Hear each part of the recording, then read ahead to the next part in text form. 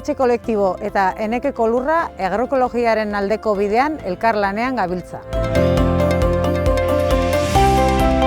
Enekeko Lurra Kontseilua Euskal Autonomia Erkidegoko elikagai ekologikoak kontrolatzen eta ziurtatzen ditun erakundea da.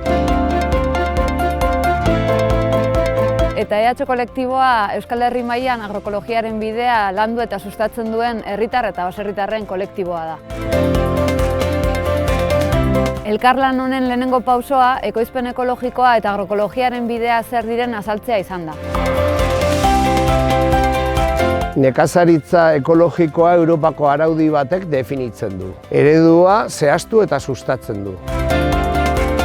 Produktu kimikorik gabe eta animalien ongizatea bermatuz. Lurre, bioaniztasune eta ekosistemen oreka zaintzen da.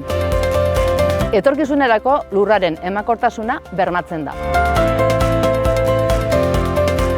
Elikagai bat ekologikoa den jakiteko, zigilu berdea bilatu. Agroekologiak nekazaritza ekologikotik abiatuta beste pauso bat ematen du.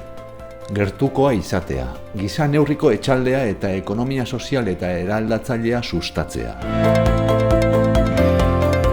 Irizpide hauek EH kolektiboko kideek definitzen ditugu. Horretarako berme sistema parte hartzailea erabiltzen dugu. Elkarrenganako konfiantzan oinarrituta, baserritarrak eta herritarrak etxalde bizitak egiten ditugu. Nekazaritza ekologikoa eta agroekologiari buruz gehiago jakin nahi baldin baduzue, hurbildu zaitezte hurrengo saioetara.